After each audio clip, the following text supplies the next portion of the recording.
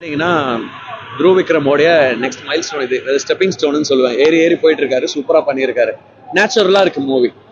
ரொம்ப என்ன சொல்றது, சொல்லி கொடுத்து நடிக்கிற மாதிரியெல்லாம் இல்லை. அவர் என்னென்ன இன்புட்ஸ் கொடுக்க முடியுமோ ரொம்ப அருமையா பண்ணியிருக்காரு.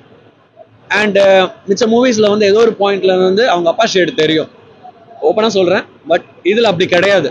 Is growing as an hero ஒரு ஐடென்டிட்டில தனியா அவர் தனித்துவமா தெரியுறாருன்னு சொல்லுவோம். ரொம்ப டச்சிங். அவரு படத்தோட படமா போயிடுவாரு. பட் யோசிச்சு பார்க்கும்போது அவர் பின்னாடி ஒரு நிழல் மாதிரி கூடிய எல்லா டைமும் இருக்க ட்ரை பண்றாருன்றது ரொம்ப அருமையா காமிச்சிருப்பாங்க.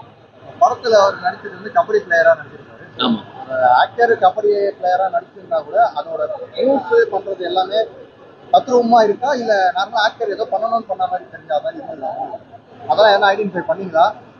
அது கொஞ்சம் இருக்கும். ஆனா வந்து பாத்தீங்கன்னா கபடி பிளேயர் மேக்ஸிமம் எவ்வளவு அடாப்ட் பண்ண முடியுமோ அவ்வளவு பண்ணியிருக்காரு. ஏன்னா எக்ஸாக்டா யாராலையும் பண்ண முடியாது. அந்த படத்துக்கு என்ன கண்டென்ட் தேவையோ அது ரொம்ப அருமையாவே பண்ணியிருக்காருன்னு சொல்லுவோம். படத்துல அரசியல் சம்பந்தப்பட்டது அரசியல் இல்லை, ஆனா லைக் இந்த ஜாதி இந்த மாதிரி விஷயங்கள்லாம் டச் பண்ணாலுமே ஒரு லைட்டான பர்சன்டேஜ் டச் பண்ணியிருக்காங்க. மற்றது எல்லாமே ஸ்போர்ட்ஸ் தான். ஸ்போர்ட்ஸ்னு வரும்போது இதெல்லாம் தானா மறைஞ்சிருது, அதனால நம்மளுக்கு தெரியல.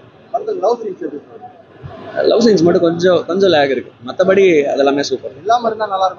இல்லாம இருக்கிறது கஷ்டம். ஏன்னா ஏதோ ஒரு விஷயம் நம்மள இப்ப ஃபேமிலியோ ஏதோ ஒன்று இழுக்கும் ஸ்போர்ட்ஸை நோக்கி போறவன. அப்படி வரும்போது இது கொஞ்சம் அவனை இழுக்கிறதுக்கு ஒரு விஷயம் தேவை. ஏதோ ஒரு விளையாடும் போது யோசிக்கிற மாதிரி தேவைப்படுது. ஸோ அதுக்கு அந்த இது கரெக்டா இருக்கு. ஃபைட் சீன்ஸ் வேற நேச்சுரலா இருக்கு. பருத்தி வீரன் கார்த்தி மாதிரி அந்த மாதிரி எல்லாம் ஃபைட் லெவல்ல நேச்சுரலாவே ஹீரோ மெட்டீரியலா அடுத்தடுத்து காமிக்கிறதுக்கு இந்த படம் பெரிய புஷ்டா இருக்கும். கண்டிப்பா இருக்கும். நெக்ஸ்ட் லெவலுக்கு போறது. Okay, thank you.